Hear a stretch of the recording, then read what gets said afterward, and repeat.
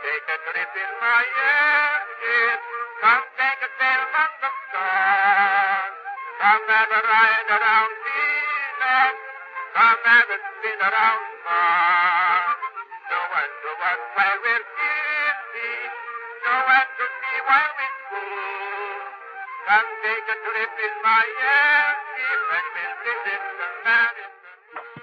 Greetings, loyal airmen, and welcome to episode number 105 of the Airship 27 podcast. And as usual, I'm one of your co-hosts, Captain Ron Fortier, and joining me as ever is the stalwart, loyal chief engineer, Rob Davis. Hey, I'm something here. I'm something here. I don't know exactly what's going on. I'm having one of those days, folks. Oh, Lord Almighty. Yeah, it is. It is what it is. Yeah, that's what I always say. And for those of you who don't get it, I'm practically bald these days. So here we are, right? Outdoors, it's like 92, 93. But the air scene here is so cranked up, my head is cold. And my wife is saying, well, put a hat on. I said, all right, so there you go. All right. Yeah. Unfortunately, in my case, I'm upstairs, so all the heat comes up here. So my wife turns the air conditioner downstairs. I'm fine. So, but it's just one of those days. All right, so shall we get this thing started? Oh yeah. Well, hey, let's crank it up, man. Loyal airmen have been waiting for the first bad joke of the episode. And call this guy so he can have it. Here it comes, folks. All right. I'm hoping this is not a repeat because I remember reading this joke before, but I don't know that we actually read it on the air. We're going to find out here whether this is a repeat or not. So anyway, the day after his mother-in-law disappeared in a kayaking accident in Twillingate, Newfoundland, the man answered his door to find two grim-faced RCMP officers. "We're sorry, Mr. Flynn, but we have some information about your mother-in-law," said one of the officers. "Tell me, did you find her?" he asked. The Mounties looked at each other. One said, "Well, we have some bad news, some good news, and some really good news. Which would you like to hear first?" Fearing the worst, Mr. Flynn said, "Give me the bad news first." The RCMP officer said, "I'm sorry to tell you, sir, but this morning we found your mother-in-law's body in the bay." "Lord, sufferin' Jesus," exclaimed Flynn. Swallowing hard, he asked, "What could possibly be the good news?" The officer continued, "When we pulled her up, she had 12 of the best-looking Atlantic lobsters you have ever seen clinging to her. Haven't seen lobsters like that since the 1960s, and we feel you are entitled to share in the catch." Stunned, Mr. Flynn demanded, "If that's the good news, well, what's the great news?" The officer replied, "We're going to pull her up again tomorrow."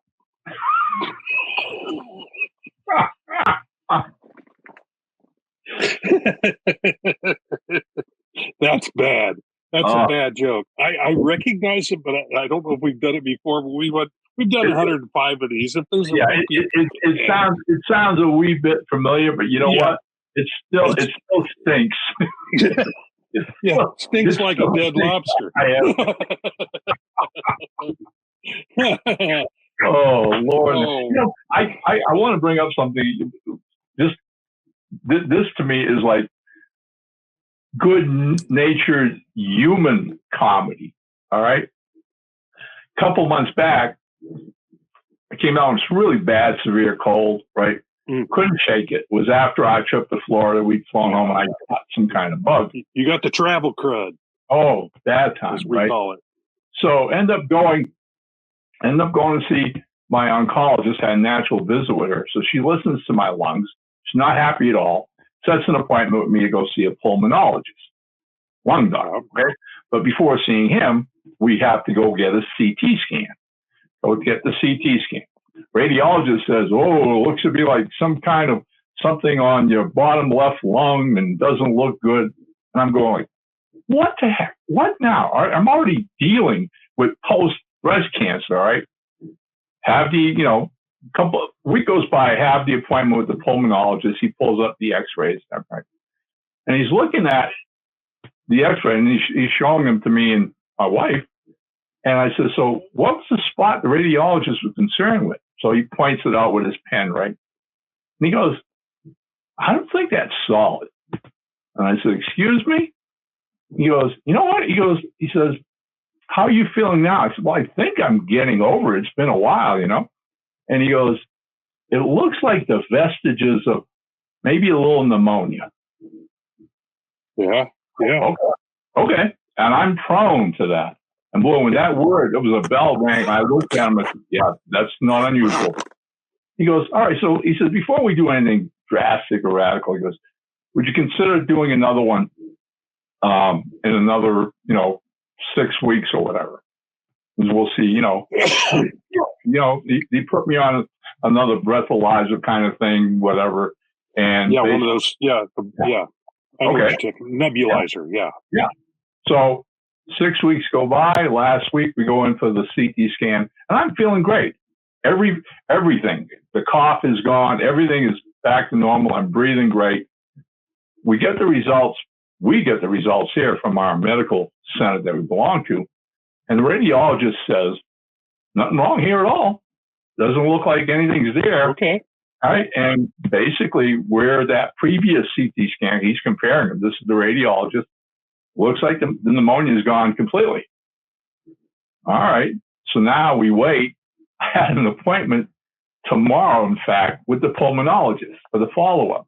Mm-hmm. Instead, I get a message on the portal from the pulmonologist basically saying, hey, Ron, he said, I just had a chance to look at your new CT scans. And he goes, everything's clear. There's nothing wrong with your lungs. He said, I guess we were right all along. It was just, the pneumonia's gone. It was just a gray cloud. But your system knocked it down. Right. Got rid of it, well, which is good. So if there's nothing else, I see no reason for you to come in. He said, what do you say we cancel the appointment? I said, hey, Doc, thanks a lot. Really appreciate that. All right. So after we were done, I turned around, I looked at Valerie, and I said, it's a weird world when somebody tells you, oh, it was only pneumonia. Yay! It was only pneumonia. Only pneumonia. How many people has pneumonia killed over the decades? Yeah, just a lot. It's an old enemy of mine. Excuse me. Yeah. And maybe someday it will get me, but not now. All right. Hey, we put out 3 new titles since we did episode 104. Since we did this a while ago, yeah. Yeah, but they are really worth, promoting, getting out there and telling people what they are, especially one of them, which was really near and dear to us. So since you did the joke, why don't you let me start with the first new title that we got out since number 104, as expected, was Sinbad, The New Adventures, Volume 9. And this one featured 2 novellas, all right? One by Richard C. White and the other one by our dear friend Fred Adams Jr. Gary Cotto did all the interior illustrations. And again, Michael Youngblood turned around and gave us a stunning cover for this one. And the odds are pretty good because of this is our cleanup year where we're trying to wrap up everything that's in the back inventory or whatever. This will most likely be our last Sinbad title. Now, I say that with the caveat, if somewhere is down the line, another year, 2 years, somebody sends me a novel, full-length novel, the whole thing, 60,000 words, blah, blah, blah, we might look at it. But there won't be any more anthologies. There won't be any, recruiting or asking people to turn stuff in. Yeah, there won't be a volume 10. Right. There'll be a Sinbad, the New Adventures, and then a title underneath it as a novel. These were fun to do. They were done in the spirit of the old Ray Harryhausen movies that he did back in the 60s with stop motion animation. And we had some great writers on board. I actually wrote one of them. I think my story was in volume 5. So, I don't know where it was, but I remember you doing one. We had an international crew with Sinbad, and hey, who knows? Maybe someday in the far future, somebody will want to revise those characters. I mean, Nancy Hansen wrote a full-length novel besides some short stories along the way, too. So who knows? Could happen. All right. So now the next book we got out was the one that I said was very, very personal. And Rob, I'll let you take that. Yeah, it's The Streets of Golgotha. It's edited by, actually, the full title is Jamie Ramos's The Streets of Golgotha. There's no "the" in there. So I'll say it again to make sure I get it right. Jamie Ramos's Streets of Golgotha. This is Jamie's last work before he passed away.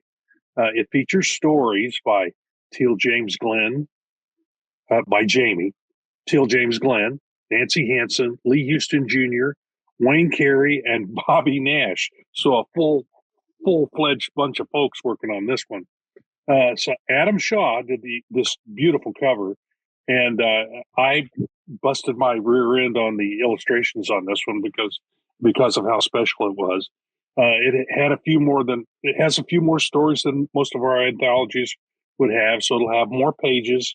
It has more illustrations, and it's just I think it turned out really, really nice.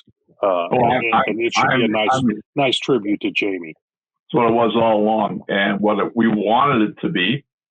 And I want to commend all the writers who participated, all right, who helped us to finish this thing, to get it done. They went out of their way, more so than usual, to promote it. Once we released it on social media, all of them were promoting it. Nancy Hansen, Wayne Carey, Bobby Nash posted a picture of himself holding a copy of it, right? Everybody was going above and beyond to see that this thing got the exposure that it deserves. And then, of course, we sent a few copies to Jamie's wife, Phyllis.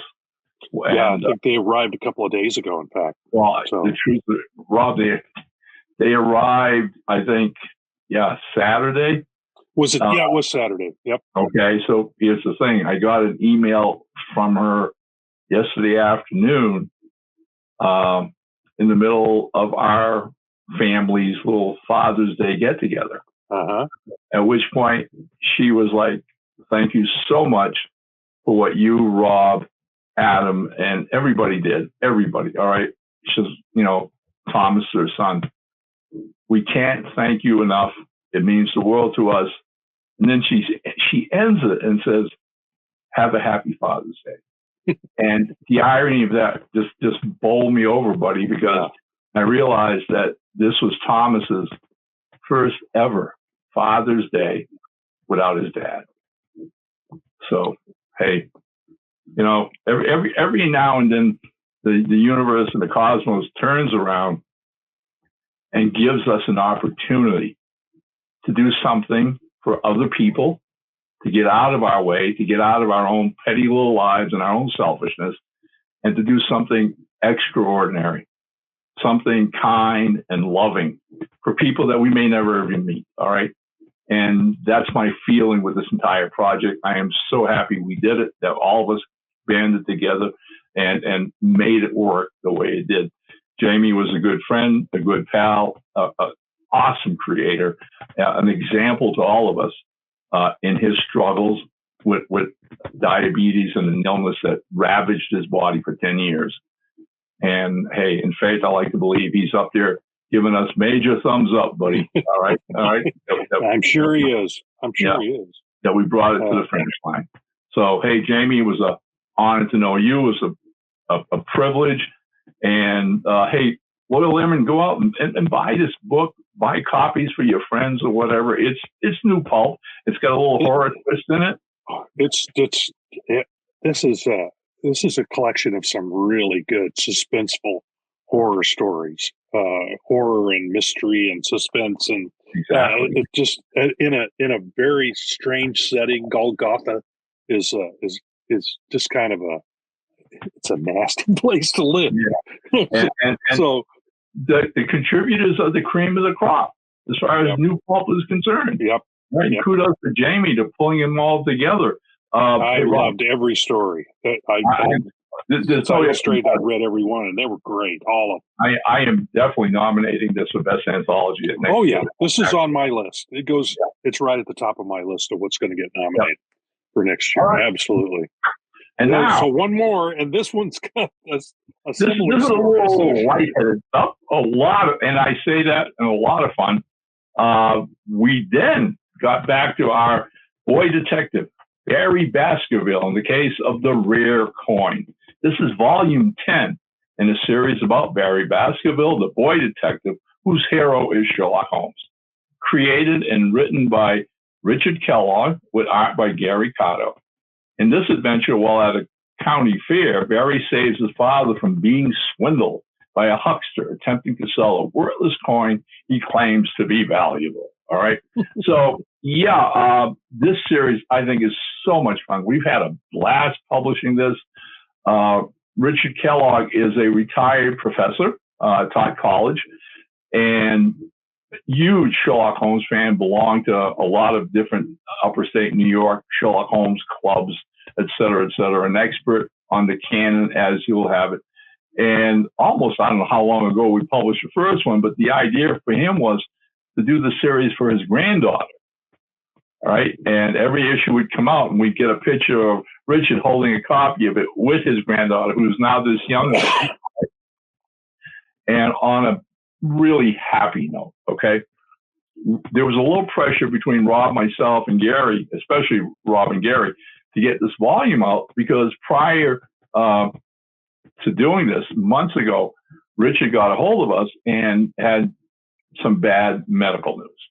And he had been diagnosed with some form of cancer. And he's not a young dude. He's pretty much like I am, probably even older than I am by several years.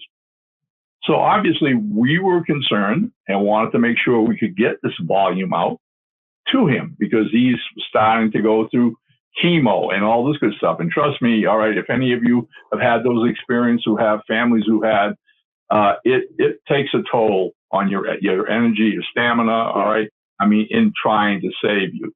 And for young men, middle-aged men, that's rough. But for a senior citizen like Richard, we were concerned, obviously, okay? So there were a lot of well wishes and prayers, and let's get this book out. So we get it out. We get it out last week.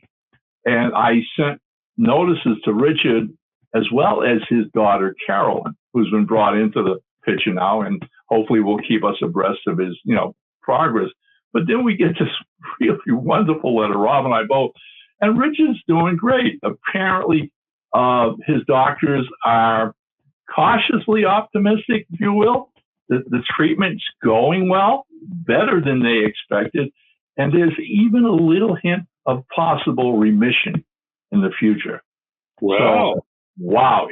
Hey, I got back to him immediately and said, man, that is answered prayer, but we're not going to stop. Okay. You just hang in there, keep doing what you're doing, keep, following along.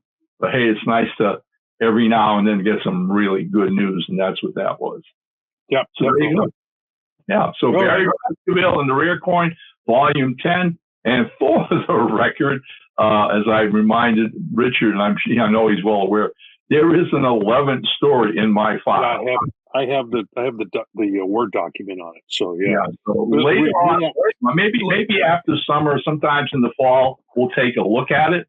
But for right now, we've got a bunch of stuff. Again, part of the inventory cleanout year that we have to wrap up and get out. So Rob, why don't you give us a little sneak peek at what is coming next from Airship 27? Well, let's see. What to look forward to? Well, there's lots of really good pulp reading coming your way, loyal airmen. Beyond 175, the sequel to Edgar Rice Burroughs' Beyond 30 by writer Harding McFadden. That one's coming. I've got the layouts all done for that, for the thumbnails, right? Ooh. So I've got those done now. I've read the book. That's going to make a certain fan really happy.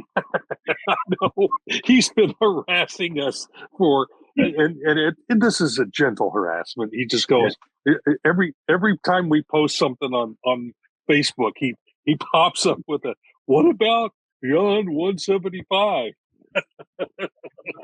So yeah, he's going to be very happy. It's in process now. And I read it, and it's just like reading something Burroughs wrote. He really, it's amazing how it feels just like Edgar Rice Burroughs novel. It really does. The exact same vibe I had when I was editing it. Okay, I went, whoa, he gets the style exactly. And the beats in the story are just like the beats in the Edgar Rice Burroughs story. I mean, I made the mistake one time of reading 3 Tarzan books of his in a row. And by the third one, I'm going, okay, when I turn this page, this is going to be a break in the story. And turn the page, it's a break in the story. And then we're going to rejoin this other group. We've gone with this group. Now we're going to go back over to this group, and we're going to go with them for a while. And it's just, I went, I can't do this again. It's just I'm paying too much attention to the mechanics of what he did rather than what he's writing. It's the formula. It is so, but it works. It works. It totally really does. Yeah. Yeah. Which is why he was, in the end, so prolific. Oh yeah, because he was pumping those things out. So anyway, we also have a sequel to Daniel Whiston's. It is Whiston, sci-fi book called Among the Crooked Stars, and a second New Adventures of the Musketeers with Ed Cato, Ed Cato, right? Cato. Yeah, Ed Cato. It's providing both the interior illustrations and cover art. It's Gary Cato, Ed Cato. There you go. So he did the interior illustrations, and he's working on the cover art. As you can see, all kinds of titles coming from Airship 27. Airship 27. I'm having one of those days. Airship is coming your way as we clean up the back inventory. Yay! Put my teeth in a little better. It's really, really good to see some of these titles getting and out there, which was always, the major goal for what we were doing this year. And I've had one, not that many, but, since the start of the year, I've had 1 or 2 other writers come knocking on Airship 27's door with ideas for books or this or that, and have been very diplomatically and politely said, nope, not this year. This is, nothing new coming in. Everything's going out the other way. And not listed on that, but I can, tell all loyal airmen, 2 of the anthologies they most likely will see before the end of the year is going to be Sherlock Holmes Consulting Detective Volume 21. Mm-hmm. And Bass Reeves, Frontier Lawman, and I think that's going to be Volume 6. I think you're right. Those are 2 of our more popular series, and we basically had like 1 writer on each one, holding up with their manuscripts. They've since sent them in. I'm editing them, so those are going to be in the files, and we're going to get those out. And again, there's a whole bunch of other things. We've got several volumes of, the anthology book with the new pulp heroes that we've done that's been very, very popular. Mystery. We've got another pulp mythology volume that's ready to go. All right. And we're working on a Purple Scar book. I know we're doing illustrations for that right now. Yeah, Mike Belcher's son Aiden's doing the illustrations for that. Yep. And we're cruising along. We got the altitude. We're just cruising along now, folks. So there you go. It's happening. Couldn't be happier. Now I have one more thing that I'm going to bring up that wasn't on the agenda. I have a question to our listeners. We've talked about expanding out. Ron and I have talked about expanding our output more regularly with auxiliary podcasts. One thought is to dive deep into the Airship 27 catalog and do a reading of select chapters of some of our older books, using the book's illustrations and cover as the visual in the visual part of the podcast. Ron, Rob, or the author would do the readings. These would be much shorter than the usual hour-long podcasts, but would hopefully be more regular in output. So we would do those more often, maybe once a month or whatever we can manage to get going.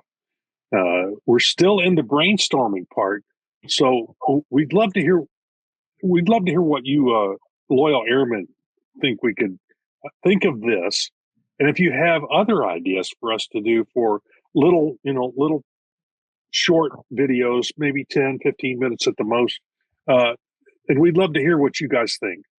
So please make it a simple and reasonable. Time and budget are in short supply.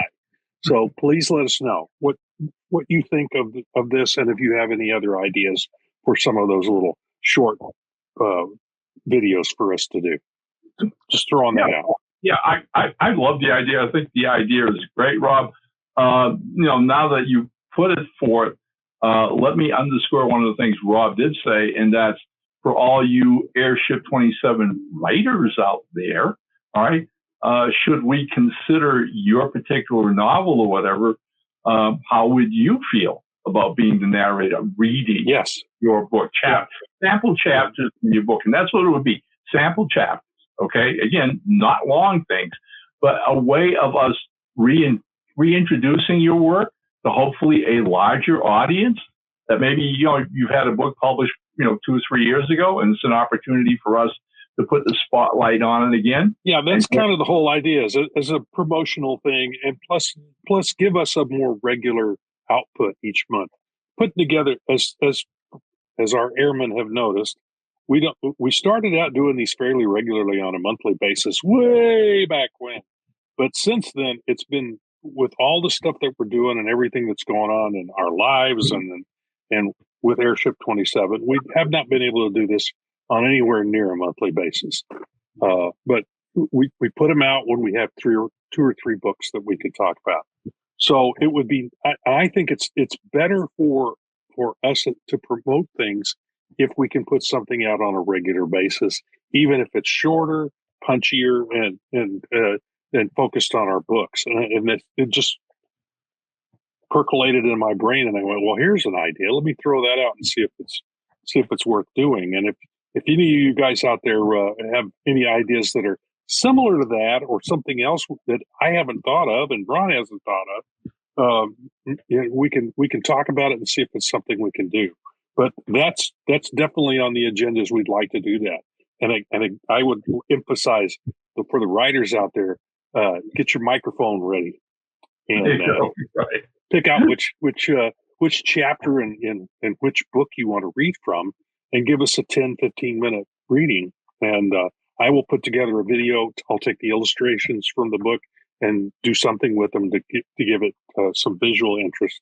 I think this idea is great. Yeah, I think it'd be kind of fun for us and for our loyal airmen to see. For sure, 100%. All right. Okay. So, hopefully I can get this done. I don't have any more days like today. I've just had one of those. Just a crazy day. All right. So I got to ask you, anything else? Anything you want to bring? How was your Father's Day? Really good. We went to where did we go? Texas Roadhouse. Ooh. But here's the funny thing. We went to a steakhouse, and Teresa and I both had catfish. No steaks, no burgers, no nothing. Well, part of the deal is I have alpha-gal syndrome, which is keeps you from eating any kind of red meat. So I can't have beef or pork or lamb or anything like that. So, but Teresa asked me, well, where do you want to go eat? And I've been to a Texas Roadhouse, and I know that their catfish is really good. So I thought, well, we'll go there and Teresa can have a burger. Well, I sit down and I order the catfish, and she goes, that sounds really good. I'm going to order that too. So we went to a steakhouse, and neither one of us ate a steak or anything like a steak. So yeah, that's what we did. Okay. So we had our own little fun along those kind of lines, right? Valerie and I go to early mass. Yesterday it was Sunday, right? So we get home around noontime, and the minute we come in, Valerie says to our daughter-in-law, she goes, So what's the plan for this afternoon? You want to do something for Father's Day, i.e., my stepson Alan and hey, Grandpa here, right? So she says, well, I've got some stuff I've got to do. I'm going to be busy most of the afternoon. She goes, I'm not thinking of having dinner so much as maybe I'll stop at one of the local bakeries and pick up some pies and get a hold of the kids and tell them after dinner, stop by, I'll have some pies. Okay, so that's what she tells Val and me. And Alan, we're all, set with this.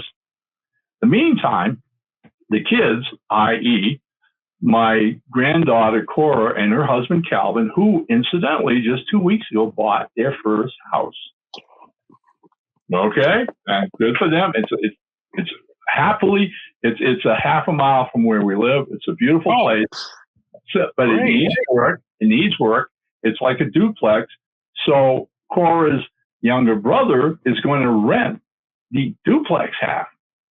So he'll have a place. It's perfect. The kicker is it needs some work. So they can't do the work during the week because they're working for the company and they're running around, and Calvin's still with the National Guard and he's always off doing something with them. So the point being is all day yesterday, they found time to work on the house. There were walls they wanted to do new drywalls on. They wanted to rip out some walls. The electricity had to be taken. So they spent the whole day at the new house. It's 90 degrees outside, 90 something. They're hot and sweaty. And Cora calls her mother and says, well, when do you want us there? And Nikki comes back with, well, maybe around 5. I'm getting pies. So Cora goes, great. It gets better. So sure enough, Val and I are watching television. We see the kids drive up. Val goes, the kids are here. Shut off the TV. We walk out in the living room, and then they walk, right? And you can tell they're exhausted. They just washed up. They're cleaned up. And they walk in, right? And Nikki goes to the fridge and takes out this like lemon meringue, rhubarb, and caramel apple pies and puts them on the counter. And Cora goes, where's the pizza? Nicole goes, excuse me? She goes, you said we were getting pies for dinner. We didn't eat dinner. We were waiting to come here because we were hungry and we thought the look on their faces. Communication breakdown. The look on their faces, right? At which point, Alan turns around, looks at Nicole, and goes, well, that's ridiculous. He says, call someplace. He says, look, but, have pizza delivered, yeah.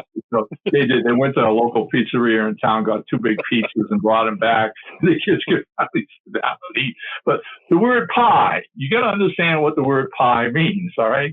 Be a little bit more descriptive. Okay? Well, it is pizza. Pizza and pie.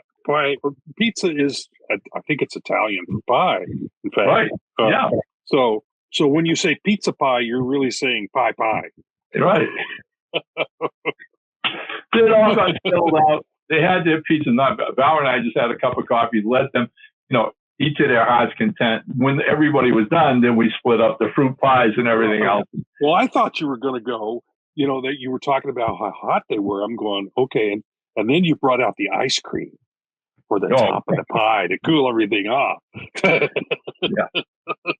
But anyway, so that was our fun little get together. It was a good time. It was a lot of fun. Okay. All right. Hey, and one other thing I want to mention to people, if they have an opportunity, if you've been following the new Boston Bombers comic book series, Volume 2, that Rob and I are now producing, issue number 3, just last week, on Kablam's retail site, www.indieplanet.com. That's issue number 3, which Rob calls our romance issue, and you'll see why. Which it is. For all intents and purposes, it's a romance, definitely. So anyway, it pushes the story forward. It does. Yeah. I've already gotten a few orders. The orders will put when things are ordered from the Indie Planet site. I'll get a notification that it's sold. So we've sold several of them already. So get in there and order your copies, folks. And of Please. course, it's I think it comes in a digital format as well. Yep. But if you want an actual floppy copy, you can get one. You can have it delivered to your door.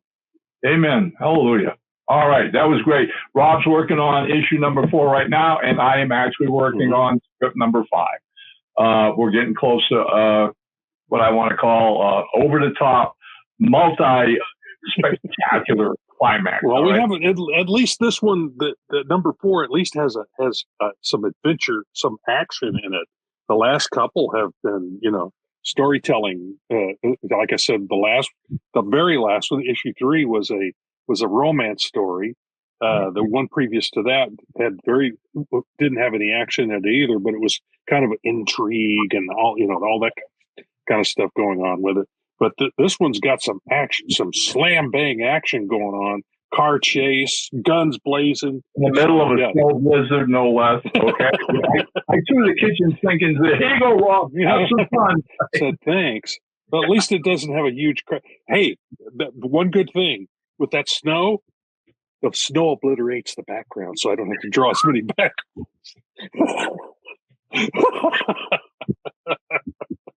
No, the thing is, I'll draw the background anyway, and then I'll put the snow over it in digitally, so it'll obscure what I've drawn. So at least there'll be something there, because you make me think and remember, and I will not mention this creator's name. All right, but he's a big shot in the industry, and many moons ago, right? He did this series, and ultimately it took place in a metropolitan city at night in the middle of a snow blizzard. And this police detective was chasing this psycho killer he'd been after during the entire series. And so as you start turning the pages, there's more white. They start to get smaller, like little outlines, right? Until you turn the page, and there's nothing on the panels except word balloons. Word balloons. Come on. All right. I mean, you guys that have been reading since the 1980s and a little earlier know exactly who we're talking about. Yeah. Because this was notorious at the time for it. and some of us went, I paid full price for this? Yeah, right. Yeah. The Emperor has no clothes, people. I mean, it was a clever idea, but I thought it went on for too many pages. Oh, it did. One page would have been sufficient. One page. One or two. Two, maybe. You look like 2 pages. This is almost the second half of the book. Yeah. It was a little much. Yeah. Yeah. Okay. Well, it's done. Somebody did it. So no one else ever has to do it again. Please. It's a product, people. We want to give you your money's worth. Please. All right. Okay. Jeez. Okay. If there is nothing, we put up this bad joke for as long as we possibly can. So all right. Now here we go. You know what? When I found this the other day, I read it through, and there was an echo in the back of my mind, just like yours tonight. All right. Mm-hmm. I.e., have we used this one before? Me or you? Possibly. But you know what? I liked it, and it still made me laugh at the end. Yeah. Well, And this is 105 of these, so there's bound to be a repeat somewhere. Maybe it has thinking power. Here we go. Okay. So Frank just bought a brand new Mercedes. He feels like a kid again. So the minute he gets the keys, zips out of the dealership, out of town, onto the open highway, and he floors it. 50, 60, 80. He's having the time of his life. The top's down, wind's blowing to what little hair he has left, and he's zipping along. But all of a sudden, he looks in the rearview mirror, and there's the red lights, right? And he goes, what the hell? Cop can't catch no Mercedes. And he floors it. Now he's moving up to like 100, 110, right? And he's just going along until reality sets in. And he goes, what the hell am I doing? Starts to slow down as quickly and safely as he can, pulls over to the curb. Cop comes up behind him, stops. As the cop's getting out of the car with his little ticket and And walking over, Frank opens the glove compartment, takes out his license and registration, rolls down the window. The officer walks over and looks down at him. Frank, officer, I don't know what came over me. I am so sorry. This is a brand new car. It got the best of me. I'm guilty. I was wrong, you know. And here's my license and registration. So the cop takes him. The cop's looking at him, looking at his ticket book. So what the hell? So you know what? This has been one of the worst weeks I've ever had. This is Friday the 13th. I'm a couple hours off the end of my shift. So I'm going to tell you what I'm going to do, sir. He said, you give me a story of why you were going so damn fast. One that I've never heard before. If you can do that, I'll let you off with a warning. Frank looks at him. Oh, all right. Well, I mean, basically, he says, a couple of weeks ago, he says, my wife ran off, left me, but she ran off with a cop, one of your brothers in blue. So as I was going down the highway enjoying my car, I see the red light, and I thought it was him bringing her back. The cop looks at him and goes, have a nice weekend.